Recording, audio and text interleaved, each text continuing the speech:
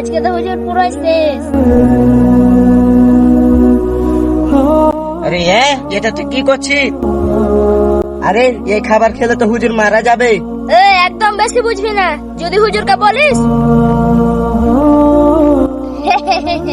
হুজুরের খাবারে বেলার কাঁটা মিশে দিলাম, এবার এটা হুজুর খেলেই শেষ।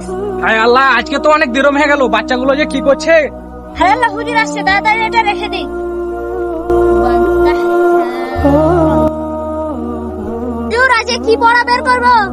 পড়াশোনা পরে হবে, আগে খাবারটা দে। আচ্ছা ঠিক আছে হুজুর, এই নেন। আরে বাপরে, নৌকা পরোটি, এটা তো আমার অনেক পছন্দ। হুজুর শেষবার মতন খাবারটা খেয়ে না। বিসমিল্লাহ।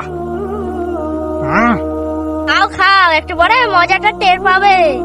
আরে সেই মজা লাগছে তো। আরে তুইও কালকে নৌকা পারোটি নিয়ে আসবি। আরে কিছু হচ্ছে না কেন? আরে তুই হা করে তাকিয়ে আসিস কেন?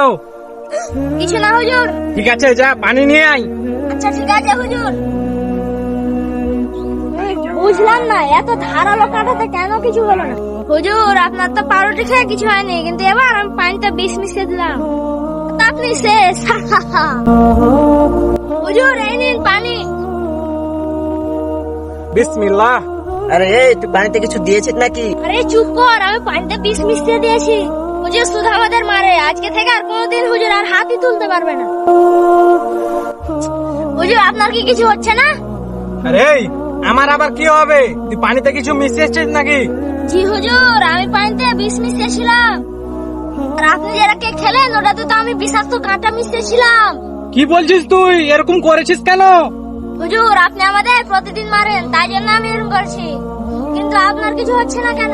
এটা কিভাবে সম্ভব? আল্লাহ আকবার। তোমাদের হুজুর খাবার সময় বিসমিল্লাহ বলে, এই জন্য তার কিছু হয় না। এটা হচ্ছে বিসমিল্লাহ বলার বরকত। আল্লাহ আকবার। আলহামদুলিল্লাহ।